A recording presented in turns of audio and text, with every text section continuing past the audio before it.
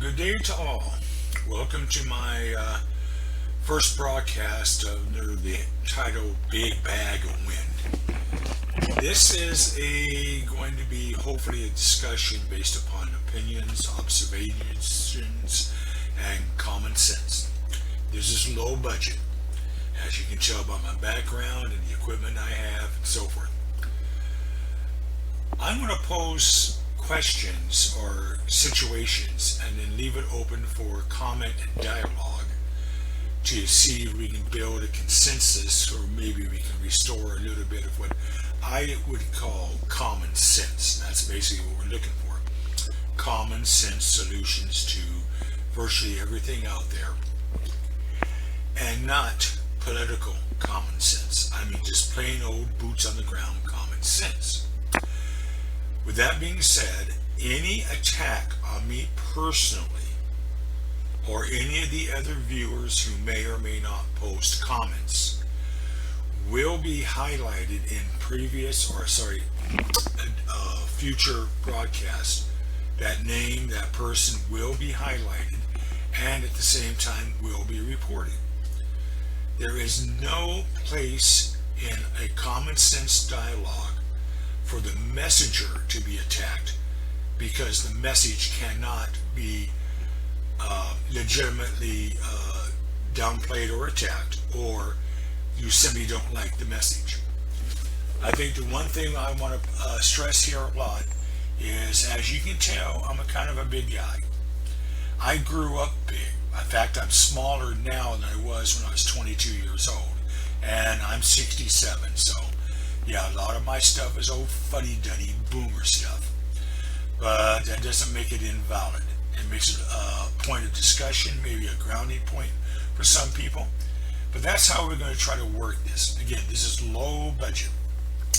Now, the first thing I wanted to go into is this issue that's now running around California and a couple of other states. It's the issue of voter-approved initiatives, propositions that have been turned into law. Just recently, we had a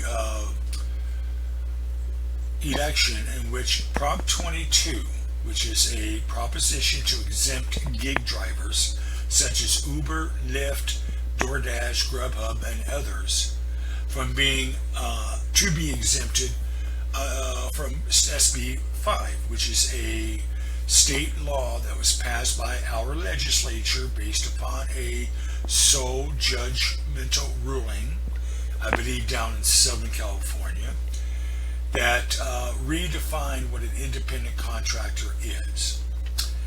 With 59%, almost 60% of the votes casted approving the measure, exempting the drivers from this law.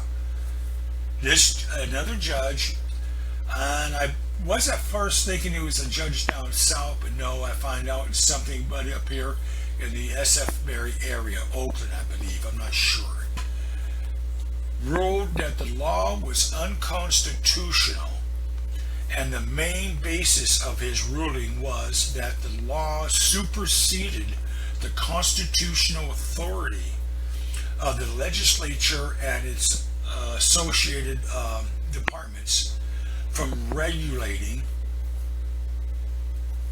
business work practices. Now, let that hang for just a moment. Now we're going to move up to, I believe, Seattle.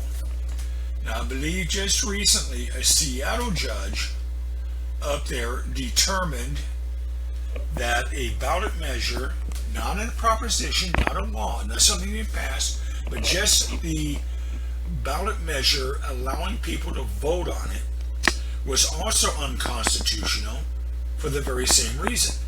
Only the subject matter was different. This was a proposition, a ballot measure, that would have required the city and county, I believe, of Seattle and its outlying districts to take specific steps as laid out in the ballot measure. And that judge up there ruled that that ballot measure was unconstitutional, I believe, because it also superseded existing state and local laws. Well, on just a skimming of research, the initiative process here in California, as far as I know, is well over 100 years old and has been taken to court many a times on that basis, and the courts have always ruled that the voter have the right to direct directly what this state does legally in laws and regulations and so forth. The biggest concern I have here is if in today's society, today's judicial thinking, this goes all the way to the state Supreme Court in both cases, Seattle, in Washington, and here in California, and is ruled to be upheld that the initiative proposition law is unconstitutional for those reasons, then we undo virtually every single law that has ever been passed by the initiative process as being unconstitutional or open to challenges like that.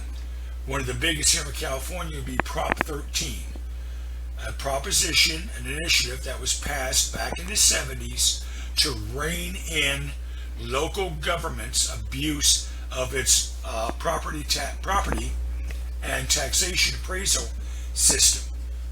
I can remember when my parents' houses, they were paying more and more and more taxes each year, because even though the house actually fair market value was not rising, the appraised values were rising 10, 15, 20, 30% each year, simply because this was a way and source of revenue for this city, county, and state.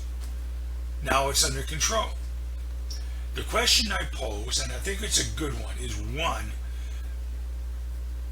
do we throw out the Democrats' rallying cry about democracy, the direct control of the government by the people through the voting process? Two, whether or not we want to risk every single law passed by voter initiative to being overthrown or overturned through this new, or I won't say new, unique viewpoint judicially about whether or not voter-approved laws supersede the constitutional authority, so to speak, of the legislature and various departments. And three, do we really want to go down that street? I look forward to hearing from people on this issue and see where the direction goes, whether or not we can build a common sense consensus. Now, I'm neither Democrat or Republican, so to speak. I'm a libertarian by nature, conservative also in a lot of areas, but I consider myself, I won't say open-minded to the degree that my positions are flexible to, let's say, a more degree than you'd want, because I've been watching things like this for over 40 years. I spent 2 years out of the country in the military, living in other countries' economic and political system. So when I came back with a whole new approval or no viewpoint of how our system works. Now, yes, the United States system has a heck of a lot of black eyes, and it's up to us to work our way through it and eliminate those black eyes. But foundationally, if you look at the documents of this country, there is no other country in the world like it. Because what pulls us together as Americans is an idea, not a race, not an ethnicity, not a culture, but an ideal. Now, on that note, I'll leave it here, and I hope to hear from a lot of people. Now, again, I'm not preaching to the choir. I want to hear from everybody, as long as it's balanced, calm, and thoughtful. Anything else will be highlighted and reported. So again, thank you very much for reviewing my first time video in this particular vein. Hopefully we'll have more of it.